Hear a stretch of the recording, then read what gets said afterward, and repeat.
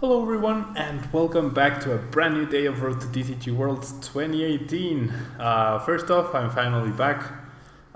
Sorry, it took me a couple of days to get back on track. It's just I always get very tired after regionals, and I'm having I flew through the night in between two flights. So I had a flight at midnight on Sunday and then another one at 6 a.m. From Dallas to Mexico, so I had to sleep through airplanes. That doesn't really let you rest properly, and so I was completely tired Monday and also yesterday, so that's why no videos and no streams. But here I am with the video that I did promise you guys, with the Necrozma-GX Garbodor deck, which is really interesting and I think could definitely start to see a lot of play from now on. Okay, so first up, we're qualified for Worlds. That's awesome. We have more than 100 championship points over the necessary amount. Unfortunately, I sucked at League Cups this quarter, so I only have 25 points from League Cups. I only played in 2 and I bumped 1 and I got top 8 at the other. However, regionals have been working out very nicely, so we're in first place in Latin America. We're very well positioned to get that travel award for Australia, and we have London next month, and then we have San Jose regionals as well. So first time I'll be spending Thanksgiving in the United States, which I know is a big deal. It's not really in Mexico, but yeah, it'll be interesting to be there that weekend. So now, moving on, we had 2 regionals this weekend. One was Vancouver, which I was there. The other one was in Belo Horizonte in Brazil, and this deck popped up over there. Super interesting deck, and it's basically, we're all waiting for Tapu Lele promo, and it turns out there's a Pokemon that has the exact same attack as the Tapu Lele promo. It's a stage 1, but it's psychic type, so it goes with the theme, and we're gonna explore it right now. So the deck is based around MEOWSTIC. Now, I actually think it's unclear which MEOWSTIC this is. Is it the male or the female? I'm not entirely sure, but the important thing is the attack ear influence. Move as many damage counters on your opponent's Pokemon as you like to any of your opponent's other Pokemon in any way you like. So it's essentially Tapu Lele promo, which I can actually show you guys because I have it in my account. It's banned. Magical swap. Move any number of damage counters on your opponent's Pokemon to their other Pokemon in any way you like. So exactly the same attack. It's actually cheaper, but on a less HP stage 1 attacker. However, I mean, it makes the strategy less good in standard because the Espurs can be picked off. However, it only takes 1 energy instead of 2, so it has pros and cons. And yeah, so how are we going to spread damage? We're obviously going to use Tapu Gogo promo with Flying Flip, which deals 20 damage to all your opponent's Pokemon in play. Then we also have Necrozma-GX with its Black Ray GX attack, which deals 100 damage to all GX and EX Pokemon in play. Prismatic Burst is also pretty decent, a pretty decent attack, just because you do run Psychic Energy, quite a few actually. So it's a really good follow-up, and you might be able to surprise someone with such an attack. And then Light Send, the ability, is actually pretty good because Drampa seems to be on the rise once again in Drampa Garb, so the ability might actually come in handy, although Garbotoxin is a thing. Garbotoxin Garbodor is a thing. And then, in order to make our life even easier, we have Espeon-EX, where even if the MEOWSTIC strategy fails, we have Miraculous Shine by Espeon-EX in order to devolve and get some prize cards that way. Or we can simply rearrange all the damage counters to leave exactly as much damage as we need in play in order for Espeon to pretty much clean the whole board. And then we have a 2-1 line of Garbodor, 2 Garbotoxin in order to deny abilities, and then a single Trash Avalanche to have as another good finisher or good attacker. So yeah, pretty cool deck. We do have the Potown as well. We have 3 Max Elixirs in order to accelerate energy a little bit, where combined with only 9 Psychic Energy, it's not great. But I think if you get 1 Max Elixir off of the 3 you have, I think that's should be enough most of the time, because it can even allow you to power up a Necrozma in one turn. To just use Black-Gray GX. Sorry, my voice is, is cracking up. We have 4 Sycamore 4N, 2 Guzma, and 1 Brigette. So the Guzma is actually on the lower side of things. This deck is trying to fit a lot of things with the Max Elixirs and the 9 basic energy and the two stage 1 lines. However, I think Guzma would be very useful in allowing you to make sure that you're spreading damage to the right Pokemon by adding damage with a choice band, or even like trapping something up in the active spots, which would allow you to spread even more damage, perhaps buy you an extra turn. So I would have loved to see a third Guzma, but 2 is what we have to work off of with. We have our 4 Ultra, of course, 4 Float Stone, because we want Garbotoxin up in order to make sure that our opponents have a hard time dealing with the Pokemon we have. And then we have a single Super Rod, a single Field Blower, and the 2 choice bands, along with 4 double Colorless and the 9 basic energy. So that's the deck. Now let's try it out in the ladder, and we'll see. Now a lot of you have asked me if I'm going to do a video recap. I will probably end up doing well, actually, not probably. I will be making a tournament report for 6 prizes. I'm actually working on it.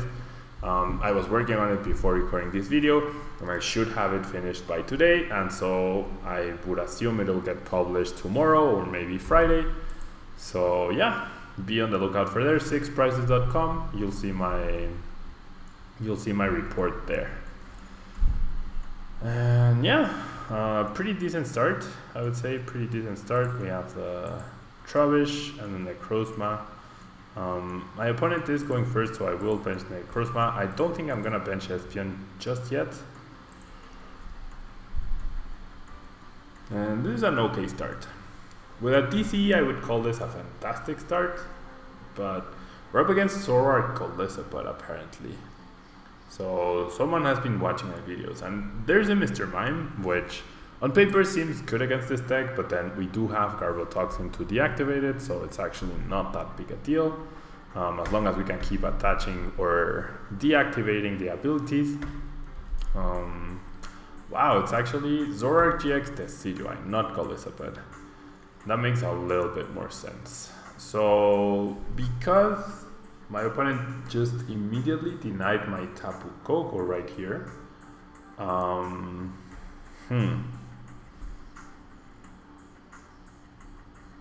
my opponent just denied my Tapu Koko right now. So I'm gonna Float Stone the Trubbish. See, the thing is, I'm gonna have to get rid of Espeon-EX apparently.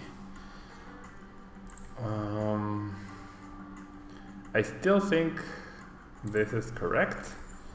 So I'm gonna do this. I'm gonna lose the Espeon. Oh, and I don't have Rescue Straight. No, I do have a Super Rod. It could be a bit hard though to get it back. So maybe I discard these 2, go for Lele. Maybe I just shouldn't have played the Ultra Ball and just benched the Espeon. Okay, but I should not have played the Ultra Ball. I could go for Brigette, however, I'm not going to. I will bench the Espeon as well, just because my opponent doesn't have any 1 KO potential until the Decidueyes are up, and it'll make him less likely to use rare candies, I would assume. Then I'm gonna end. Finding a Poton would be amazing. I actually get triple elixir. Wow. I mean, if I hit all 3 elixirs, I can knock out the Zorua. So might as well go for that. Might as well go for that. 2 out of 3. Can we go 3 for 3? Yes, we can. Wow. Okay, so the game compensates us by not giving us any supporter cards by allowing us to get a knockout on Zorua on turn 1.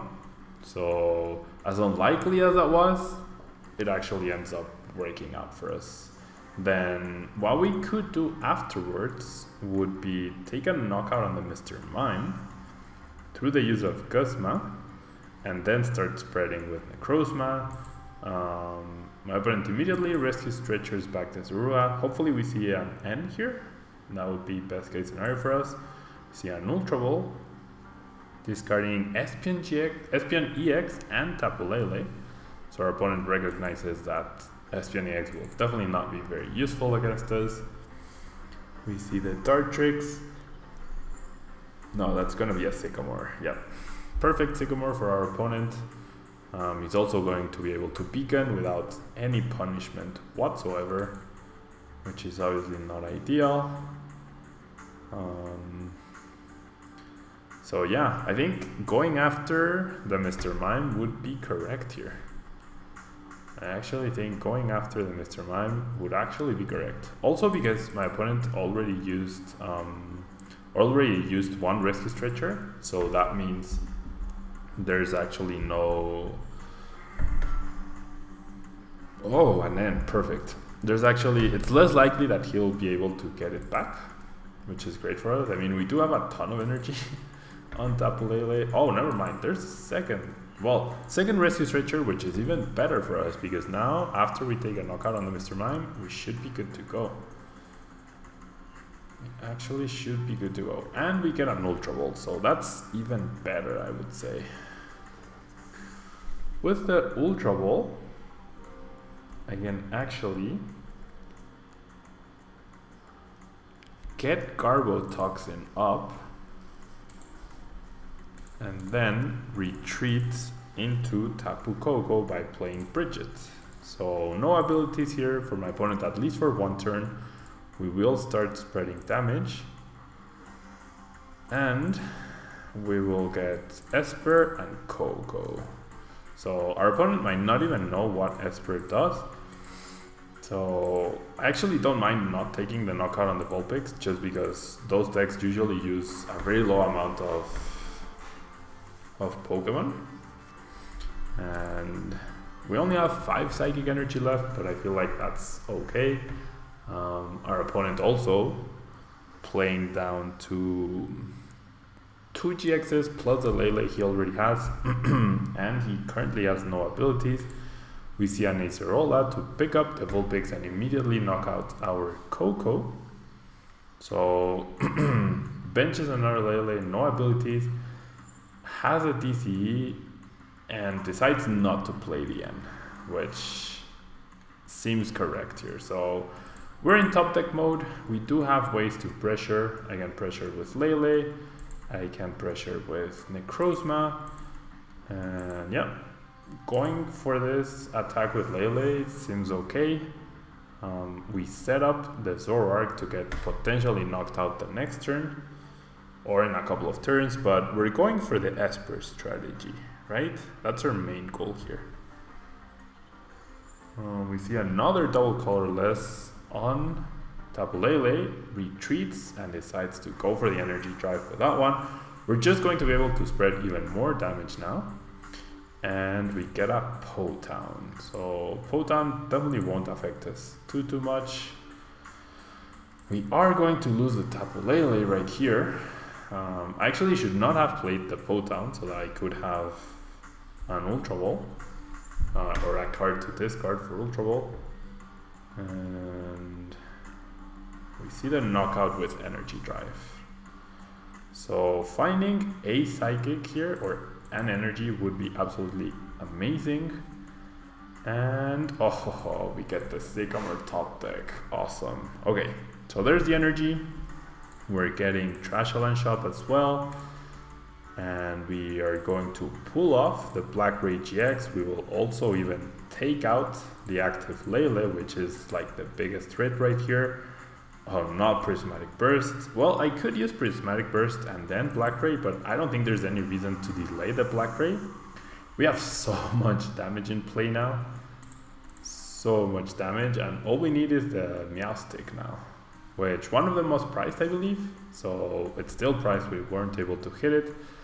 Now our opponent has used only 4 item cards.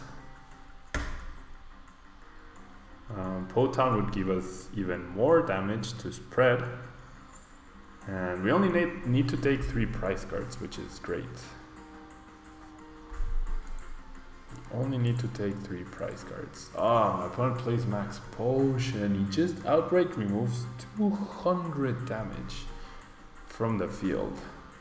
However, that's another item card. So that's 1, 2, 3, 4, 5, 6 item cards. 7 item cards, I guess. 7 item cards, and we can just Prismatic Burst knock out the Lele. Is he going to retreat then? Yeah, he's going to Beacon. Okay, so he's going to Beacon for 2 Pokemon. I have no idea what he's going to Beacon for. Lele and Zorua, that's fine. We do have Potown, N. Ooh, but I actually get the Sycamore again. So let me think this through. Do I have enough damage on the field to to finish off the game with Meowstic? I do not, right? So I think the right play here is to power up the Meowstic, the Espurr rather, make it a Meowstic definitely. And then, now that that guy is ready, we can just take a knockout with Prismatic Burst. Do I attach the Float Stone? If I get End, what's the worst that happens here? I get End, and he gets a Field Blower. We still win, I think. So the Float Stone actually doesn't matter. I'm just gonna attach it to Necrozma just in case, and we're gonna Prismatic Burst. We're gonna deal 70 damage, and we have the 100% knockout on that Lele on the bench right there. My opponent has 190 damage in play, 190 damage in play. So yeah, we should be good. We should be good. We get End.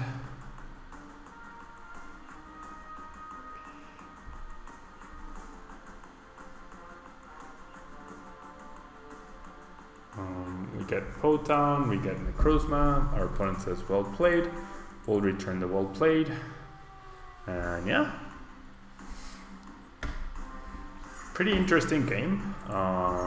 The Mr. Mime tag is really huge. Maybe this tag is actually more popular than I imagined, but with Garbotox and Garb, Mr. Mime is really a non-factor, and that's why it's really cool to combine all these psychic spread Pokemon with Garbotox and Garb. So yeah, you saw the deck in action.